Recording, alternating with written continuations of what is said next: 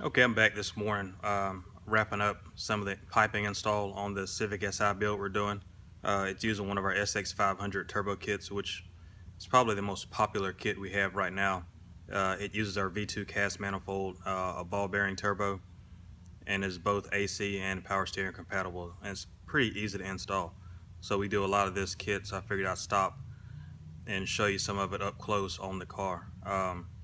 This particular build is a 99 and 2000 Civic Si, but it is using a B20 block that we sent off to Golden Eagle and had it sleeved and assembled. So it's a 10-to-1 compression B20 block with a stock B16 head that came off the original motor. It was still in really good shape, so it bolted back up. Did the necessary bracket changes to let the AC and power steering still work. We had actually fixed the AC on the car because when it came in, it had been hacked up and wasn't in the best shape. So yeah, turbonet, street car, 400 to 500 wheel horsepower, AC, power steering, fun to drive, good power band, all that in this car. So I'll go ahead and get to it and show you. I just want to point this out again. I think I've mentioned this before. I'm not 100% sure, but I thought I did. If I did, I'm just going to mention it again. The oil drain, try to have a good gradual slope down on it. I use 45 degrees as the highest angle I try to put in a drain. I try to avoid using a 90 just to keep a good flow out of the turbo. The drain is just as important as the feed when it comes to keeping a turbo with a good lifespan, not smoking, and not getting oil backed up. Everybody tends to lean towards putting a restrictor in everything. It's not always a restrictor. Most of the time it's having ample drain and having ample ventilation from the block to allow the block to breathe.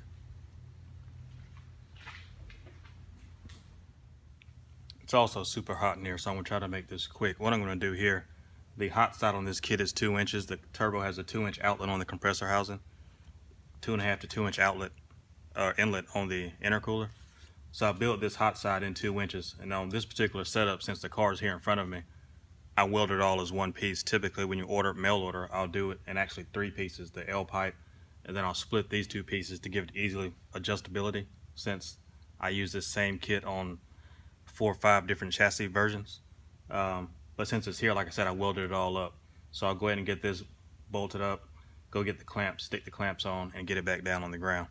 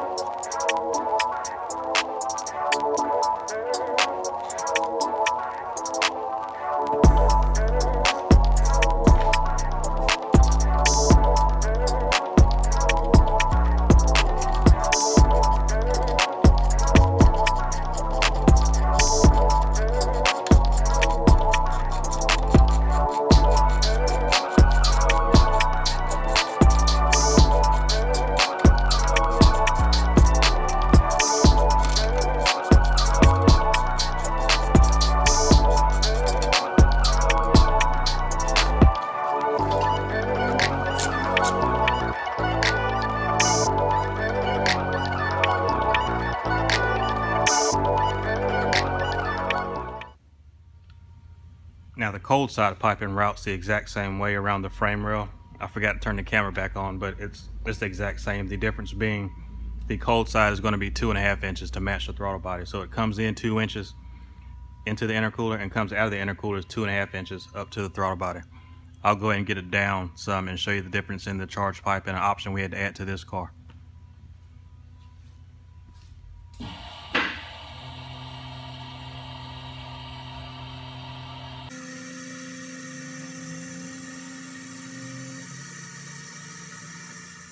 Now with this car being OBD2, it used a push-in style IAT sensor. I give the option on our charge pipe sets to allow you to add an IAT bone because you don't want to use a push-in sensor on a charge pipe. It'll blow the sensor back out. So what I did, you convert it to an OBD1 style sensor and that way you can bolt it in and not worry about any type of air leaks or the sensor coming back out. So I went in and added that on this already, so I can convert it over. I just have to order the OBD1 plug, or find an OBD1 plug to convert it to, and install that back on the car. But yeah, I put the sensor on there. I also moved the blow-off valve because I put the catch can in a certain spot on here that I wanted to have it. So that's the only major change on this charge pipe from any charge pipe you'd get in one of our sets at any given time. And you can see with the pipe mounted, the sensor location from the factory would go here, so it'll plug right in here to where I put the new flange at. The blow-off valve will sit here. And you can see I made a catch can specific to this application. It looks simple from the top. It was actually complex because none of the sides are the same. And I've already routed and made the lines to go to the back of the block.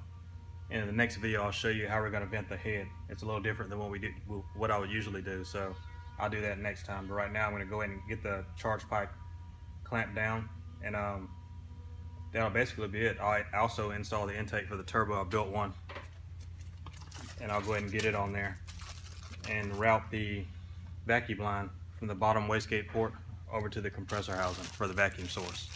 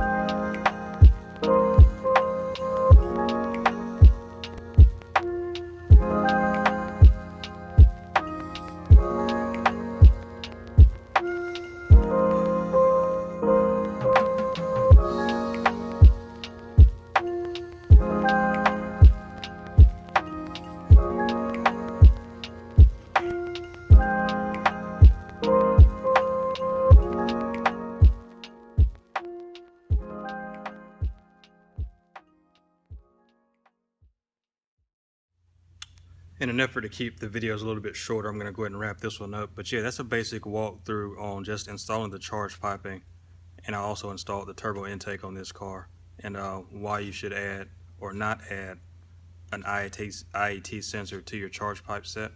On the next one, I will go over the fuel setup we did on this car, which is a pretty ideal setup for a street car, along with a few other things. And I'll pull a turbo out the box and show you this particular turbo close up.